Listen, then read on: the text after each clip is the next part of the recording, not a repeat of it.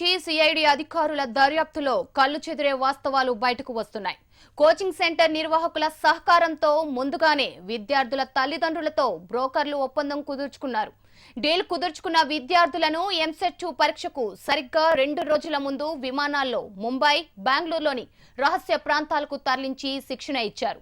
3 సెట్లుగా ఉండే ప్రశ్నాపత్రాల్లో ఏ సెట్ ఎంపిక జరుగుతుందనే విషయం చివరి నిమిషం వరకు తెలిసే అవకాశం లేనందున మొత్తం 3 సెట్లను లీక్ చేశారు. ఈ స్కామ్ లో వరంగల్, హైదరాబాద్, ఖమ్మంతో సహా ఇతర జిల్లాల నుంచి మొత్తం 72 మంది విద్యార్థులు లబ్ధి పొందారు. ఒక్కో విద్యార్థి నుంచి 40 నుంచి 70 లక్షల వరకు మధ్యవర్తులు డీల్ కుదుర్చుకున్నారని, పేపర్ లీకేజ్ స్కామ్ మొత్తం 50 కోట్ల వరకు ఉన్నట్లు అధికారులు నిగ్గు తేల్చారు. ఒక్కొక్కరి నుంచి 10 లక్షల నుంచి 30 లక్షల వరకు అడ్వాన్స్ గా తీసుకున్నట్లు గుర్తించారు. మరోవైపు ఎంసెట్ 2 పేపర్ లీకేజ్ నిర్ధారణ అయినప్పటికీ ఈ వ్యవహారంలో జేఎన్టీయూలో పనిచేసే సిబ్బంది పాత్ర ఎంత ఉందనేది ఇంకా తేలలేదు.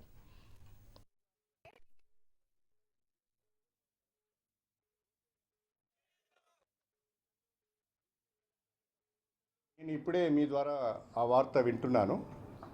హైకోర్టు జడ్జిమెంట్ యొక్క పూర్తి పాఠాన్ని చూసిన తర్వాతనే ప్రభుత్వ పరంగా ఏం చేయాలన్నది నేను చెప్తాను. ప్రభుత్వము విద్యార్థుల యొక్క భవిష్యత్తును కాపాడుతుంది. తల్లిదండ్రులు ఆందోళన చెందవలసిన అవసరం లేదు.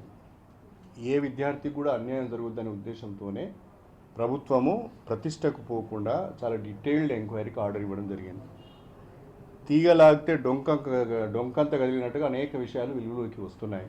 ఆ వివరాలు అన్నీ కూడా సిబిసిఐడి నివేదిక ప్రభుత్వానికి సమర్పించిన తర్వాత వెలుగులోకి వస్తాయి. ఆ నివేదిక వచ్చిన తర్వాతనే ప్రభుత్వ పరంగా గౌరవ ముఖ్యమంత్రి గారు అందరితో చర్చించి ఒక నిర్ణయం తీసుకుంటారు. తల్లిదండ్రులు కానీ విద్యార్థులు కానీ ఆందోళన చెందవలసిన అవసరం లేదు. నాకు తెలియదు, బట్ ఇవాళ రేపు ముఖ్యమంత్రి గారి దృష్టి కూడా అక్కడికి వచ్చినట్టు కలిసింది.